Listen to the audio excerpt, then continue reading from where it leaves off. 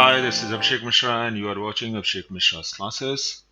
Don't forget to subscribe my channel and press the bell icon so you get notifications as soon as a new video is uploaded.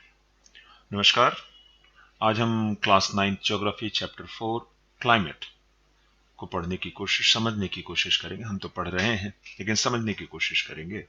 इस chapter में जो basically हमारे पास मूल शब्द हैं जिनको हमें जानना समझना सब कुछ करना है वो है कि हम कई बार क्लाइमेट और वेदर दोनों को एक दूसरे के सिनोनिम के रूप में यूज करते हैं।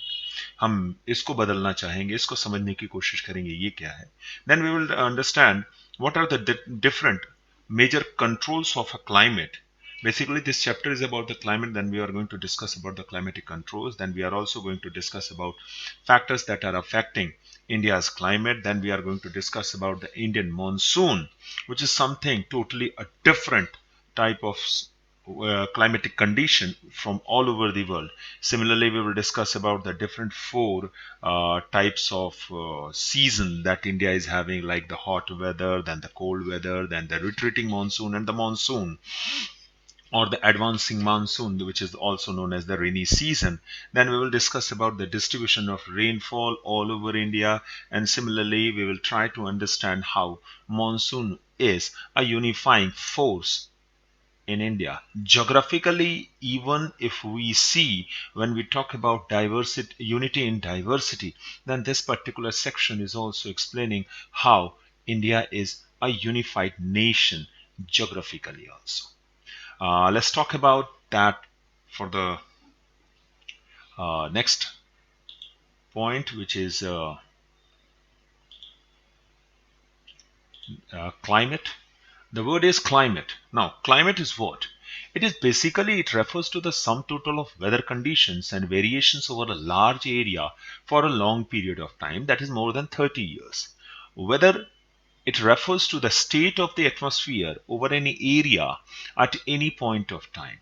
Now, when we talk about climate and weather, we basically discuss about that they are synonym. Normally we use in a layman's language, we discuss, हम जब भी जनसाधारण के रूप में बात कर रहे होते हैं हम इन दोनों को एक दूसरे के सिनोनिम्स के रूप में यूज करते हैं, एक दूसरे के पर्याय के रूप में यूज करते हैं।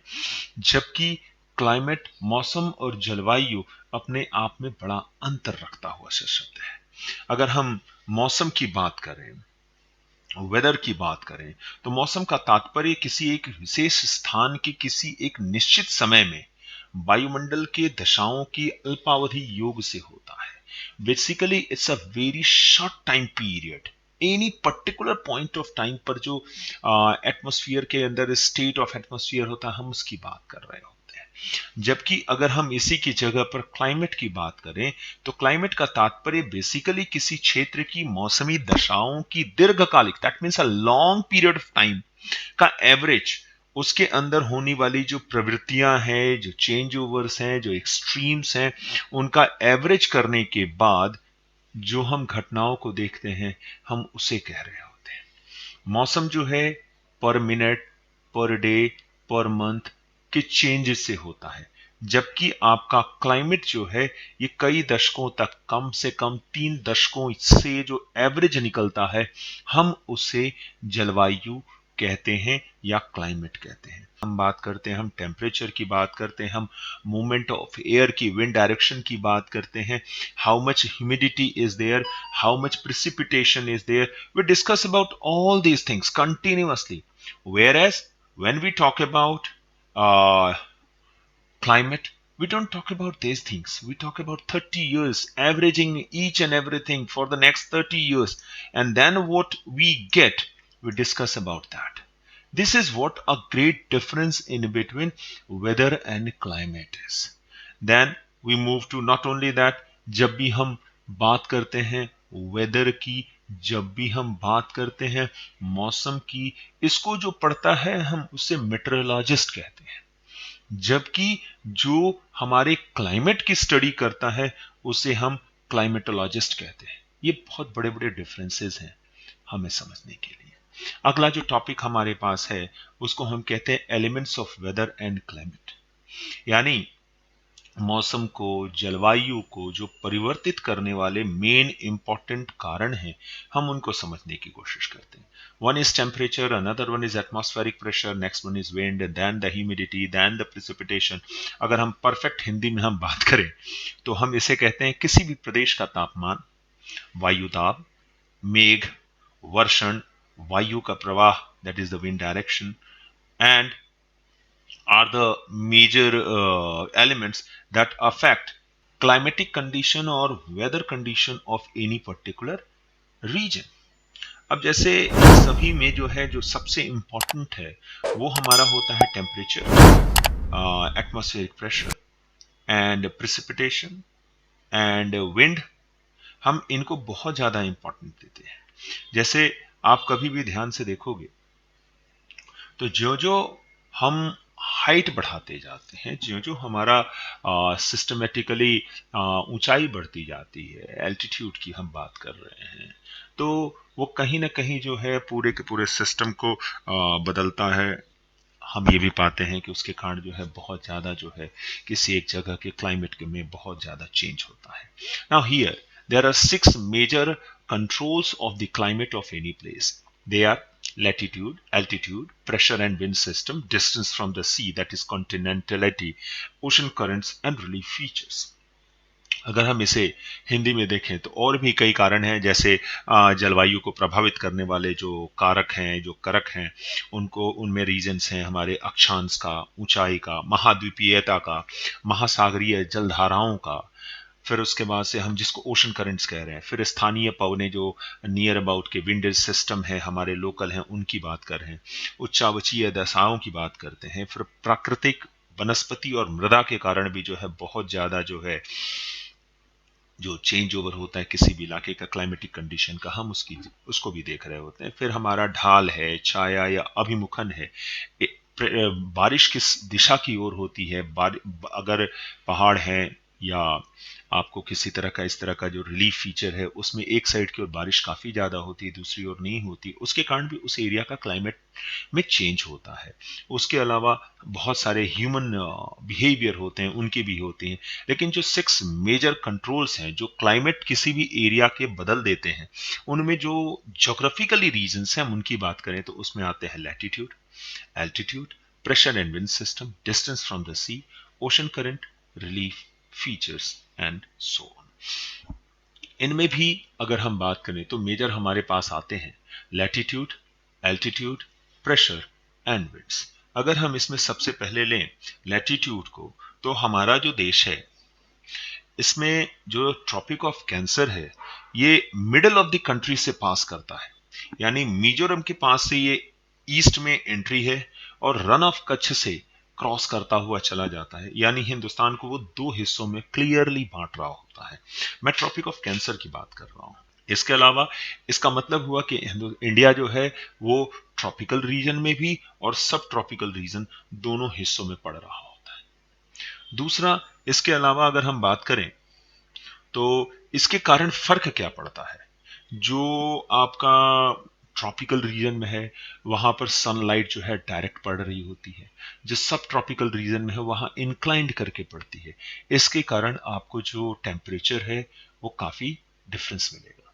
Second one is my altitude. Altitude it means कि इंडिया में आपको समुद्र के से 6,000 मीटर से भी ऊंची जो है जगहें मिलेंगी, जिनको कि हम खास तौर पे देख रहे होते हैं, तो वो हमारा है हिमालयन रीजन का. ऐसे बहुत सारे जो हैं हमारे कोस्टल रीजन में, जैसे वेस्टर्न घाट माउंटेन्स है, वहां भी बहुत सारे ऐसे पहाड़े हैं जो कि 500 मीटर से ज्यादा की ऊंचाई पर हैं.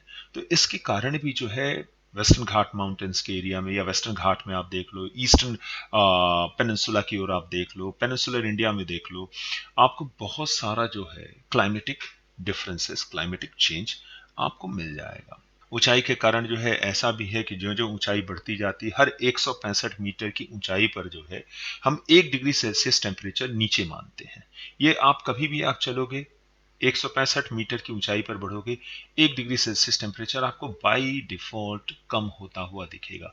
यानी अगर आप 1 किलोमीटर ऊंचा पहुंच जाते हो तो लगभग 6.5 डिग्री सेल्सियस टेम्परेचर कम होता है.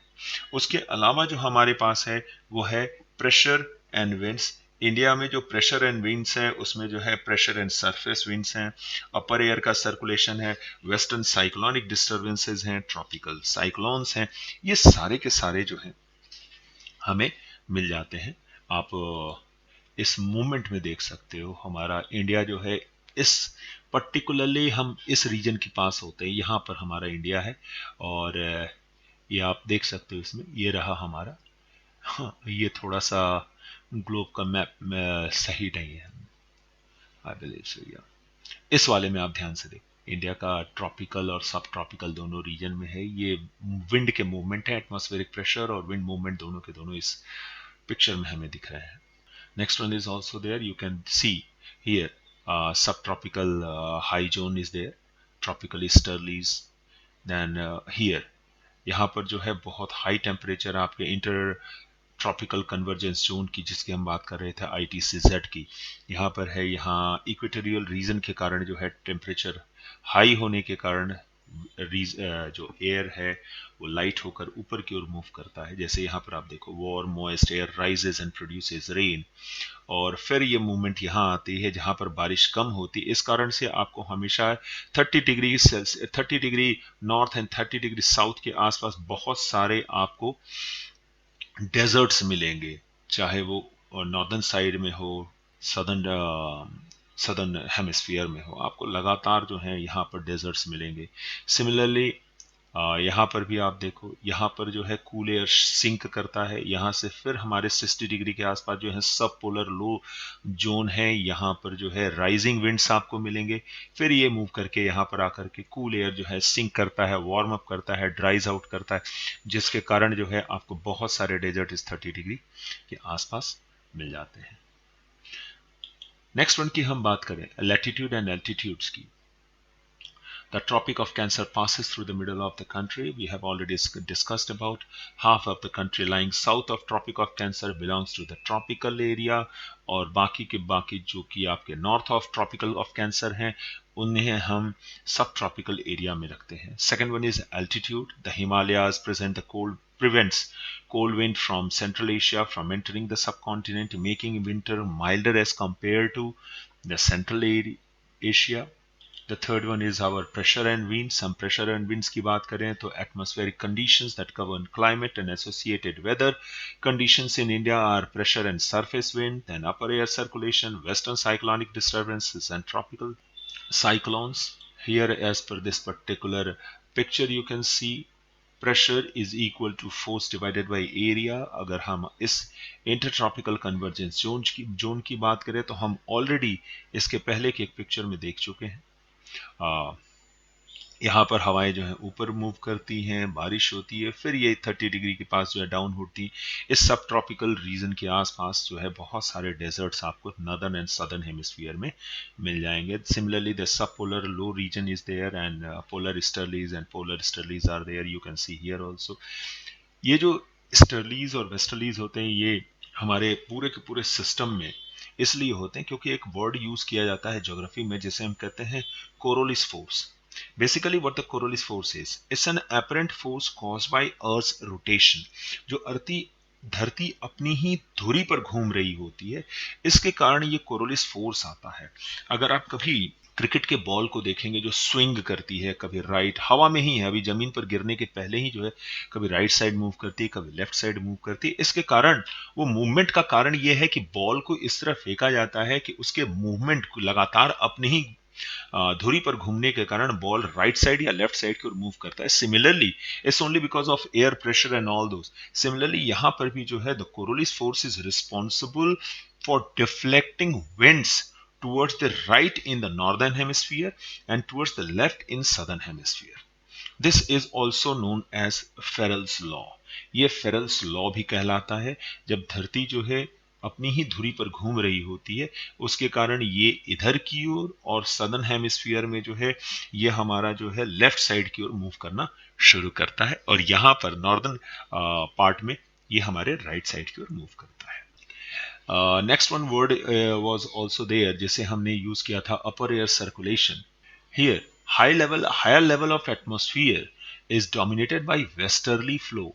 An important component of this flow is jet stream.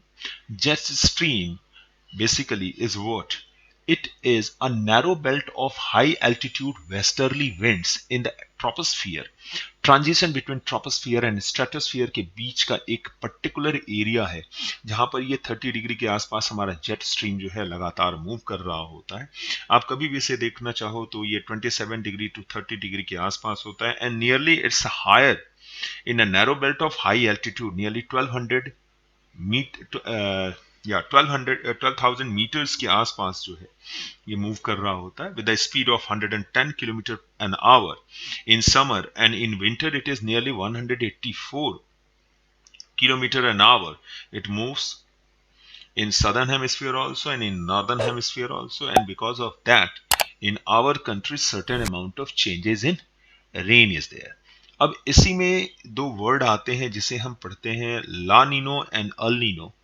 Here you can see El Nino and La Nino are complex weather pattern resulting from variations in ocean temperature and in the equatorial Pacific region.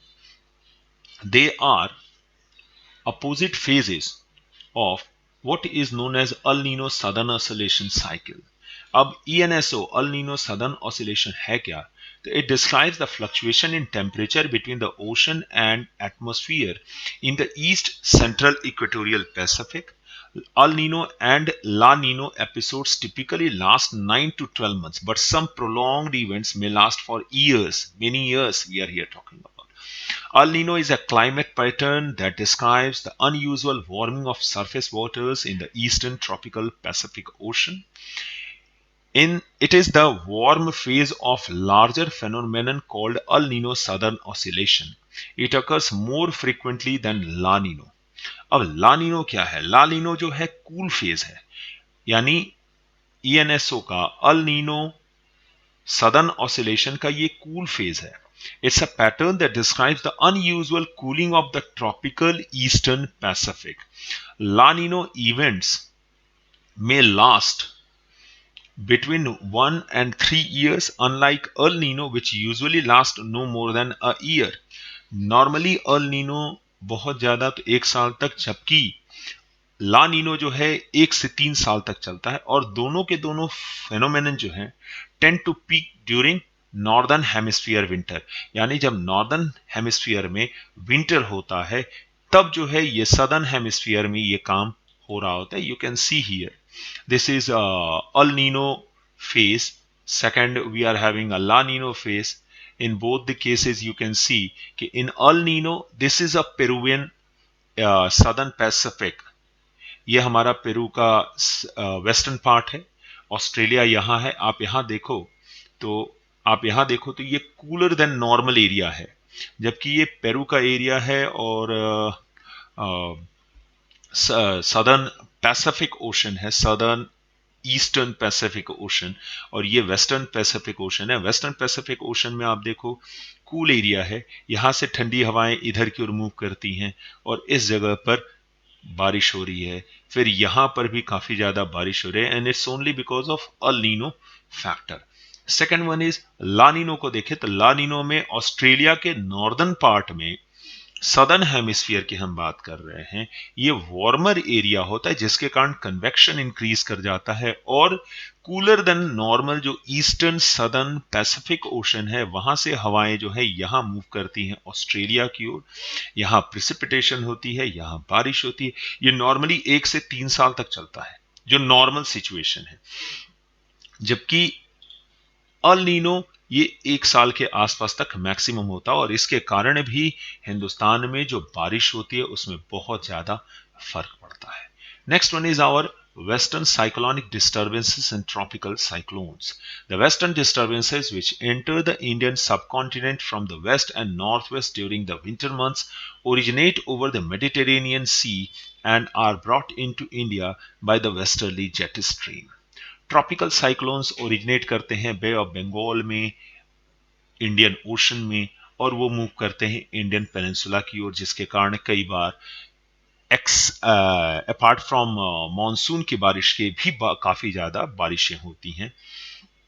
Tropical cyclone basically अकर करता है monsoon में भी और अक्टूबर नवंबर में भी, and they are part of easterly flow. जो western disturbances हैं ये कई बार जो है ओरिजिनेट करते हैं मेडिटेरेनियन सी के आसपास और इंडिया की ओर मूव करते जाते हैं। हमने जो बात की थी जेट स्ट्रीम की 27 से 30 डिग्री नॉर्थ और 27 से 30 डिग्री साउथ सदर्न हेमिस्फीयर में, इसके कारण तो ये जो नॉर्दर्न हेमिस्फीयर में है वेस्टर्ली जेट स्ट्रीम सी, ये जो है इस वेस्टर्न डिस्टर्बेंस के कारण मूव करके इंडियन सब कॉन्टिनेंट की ओर ठंडी हवाओं को ले आता है in the month of winter, जिसके कारण northern part of India, northern plains में from Indus river till the Brahmaputra, Bengal and Orissa काफी ज्यादा ठंड पड़ रही होती है। और यही हवाएं जो है जब आगे मूव करती हैं तो हम पाते हैं जिसे हम रिट्रीटिंग मानसून के रूप में कहते हैं, जिसके कारण आगे बढ़ने पर यह हवाएं जो है बे ऑफ बंगाल के ऊपर से होते हुए तमिलनाडु में बारिश करती है। द इंडियन मानसून की हम बात करें, the monsoon are seasonal winds which reverse their direction of flow into the change with a change of season. The climate of India is strongly influenced by monsoon winds. You can see here what I was talking about, the jet stream. ये movement लगातार जो है maximum ये intercontinental convergence zone है इन month of January, और ये जुलाई में move करके चला जाता है और इसी के कारण बहुत सारी हमारी बारिशें होती हैं। Now the factors that affect the mechanism of Indian monsoon, आप देखें तो differential heating and cooling of land and water create low pressure on land while the sea experiences high pressure. Shifting of intertropical convergence zone over the river Ganga plain during the summer, जो अभी हमने एक picture देखी हुई थी, आप देखें ये रिवर गंगा के ऊपर जो है हमारा इंटर ट्रॉपिकल कन्वर्जेंस जोन जो है in the month of summer move कर चुका है, इसलिए ऐसा होता है। The intensity and position of high pressure area towards the east of Madagascar, approximately at 20 degrees south over the Indian Ocean, affects the Indian monsoon. Yeah. The heating up of the Tibetan plateau in summer creates low pressure above the plateau. The movement of the westerly jet stream to the north of the Himalaya and the presence of the tropical easterly jet stream over the Indian peninsula during summer. Southern oscillation and so on. Now you can see here what I was talking. In the month of summer इस Tibetan reason में काफी लो pressure belt बनता है गर्मी के कारण, और यहां मेडागास्कर के आसपास जो है हाई प्रेशर होता है। यहां की हवाएं तेजी से मूव करती हैं इंडियन पेनिनसुला के ऊपर, और एक जो है इस पेनिनसुला के पहले लेफ्ट और एक राइट की ओर मूव कर जाती है। तो ये वाली जो लेफ्ट वाली है ये अरेबियन सी ऑफ मॉनसून कहलाता है, इधर वाला हमारा बे ऑफ बंगाल मॉनसून कहलाता है। और यहां बारिश तो नहीं पहुंचती है क्योंकि यहां बीच में हिमालयाज हैं, ये रोक लेते हैं और इसके कारण लगातार इंडिया में बारिश होती रहती है। The onset of monsoon and withdrawal of monsoon, हम दोनों को इसमें देख रहे हैं। Duration of monsoon is 100 to 120 days. We are talking about onset of monsoon. Withdrawal of monsoon इसके बाद आता है। From early June to mid-September, when the monsoon arrives, the normal rainfall increases suddenly and continues constantly for several days. This is known as the burst of the monsoon. It proceeds into two, the Arabian Sea branch and Bay of Bengal branch में बढ़ जाती है।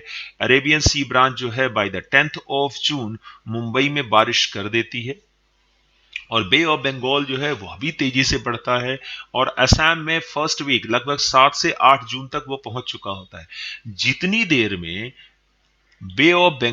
देर में Arabian सी branch जो है मुंबई पहुंचती है, उतनी देर में बे ऑफ बंगाल ब्रांच जो है असम पहुंच जाती है। इसकी स्पीड कई गुना ज्यादा हो चुकी होती है। The Bay of Bengal branch also advances rapidly and arrives in Assam by the first week of June. Withdrawal of monsoon begins in the northwestern states of India by early September. By mid-October, it withdraws completely from the northern half of the peninsula. By December, the monsoon retreats completely from rest of India. That means even beyond Tamil Nadu. The four seasons that can be identified in India are the cold weather season, the hot weather season, the advancing monsoon, and the retreating monsoon.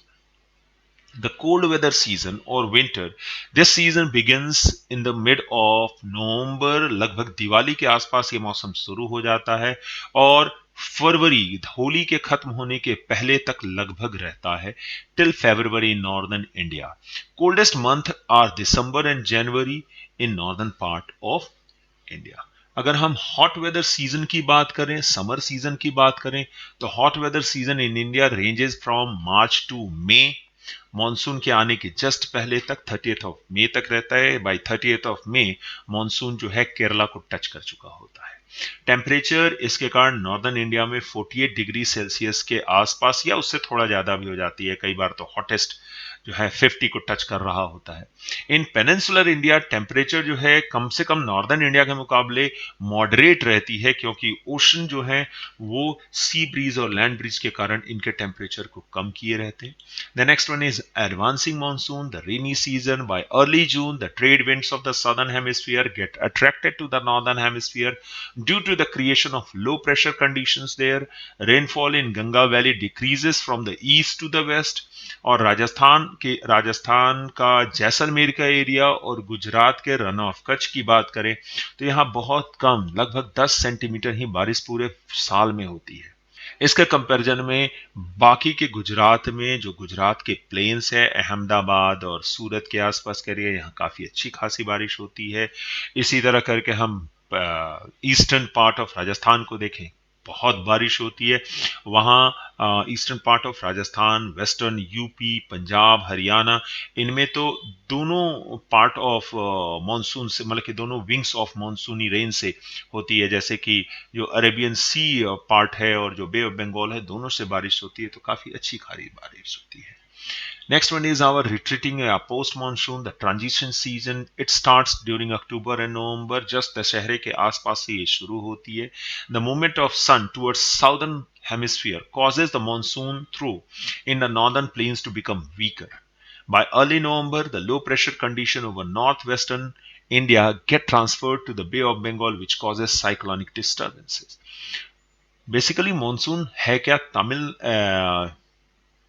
आपके Tibetan प्लेटो में जो लो pressure belt बनता है उसके कारण Madagascar के आसपास यानी 20 डिग्री सदर्न हेमिस्फीयर से जो है हाई प्रेशर जो बेल्ट बना हुआ वहां से हवाएं जो हैं काफी ज्यादा पानी को लेकर के चलती हैं, जिसके कारण बारिश होती है। लेकिन जब सदर्न हेमिस्फीयर में समर सीजन शुरू होता है तो ये low pressure belt Bay of Bengal और इंडियन ओशन में क्रिएट होता है, जिसके कारण हम बहुत ज्यादा साइक्लोनिक डिप्रेशंस जो है बे ऑफ बंगाल और इंडियन ओशन में देखते हैं। अगला जो हमारे पास अच्छी चीज है वो ये है कि मॉनसून जो है इंडिया को यूनिफाई करता है, एक जैसा बनाता है। कैसे बनाता है? अगर कभी हम देखें तो हमारे जो लोग हैं उनका जो एग्रीकल्चरल कैलेंडर है ऑल ओवर इंडिया वो एक जैसा है। इसके अलावा आप देखोगे गाने जो हैं वो एक जैसे हैं। पेनिनसुलर प्लेटो हो या नॉर्दर्न प्लेन्स हो, सब जगह पर एक जैसा इफेक्ट पड़ रहा होता है। इंडियन लैंडस्केप को देखें, एनिमल्स को देखें, प्लांट लाइफ को देखें, आप कहीं भी देखें, फेस्टिवल्स को देखें, नाम अलग होंगे फेस्टिवल्स के, लेकिन सारे फेस्टिवल्स एक साथ शुरू होते हैं। वो मॉनसून के आने और मॉनसून के रिट्रीट करने के तरीके से होते हैं। तो आज का चैप्टर यही है। इस चैप्टर में जो भी हमारा मैप वर्क है उसके लिए मैं एक अलग से पूरी की पूरी क्लास 9th की मैप की टर्म 2 का सारा जो है उसमें डिस्कस कर रहे होंगे, वो सारा का सारा होगा। Thank you all for watching my video, and if you haven't subscribed my channel then please do it. Let your friends also know about my channel. Share this channel so that more and more viewership can be there, more and more people be knowing all these factors. I will definitely make another video on La Nino and El Nino and other geographical topics. Thank you, and definitely press the bell icon to get notifications. Once again, thanks. Jai Hind. Namaskar.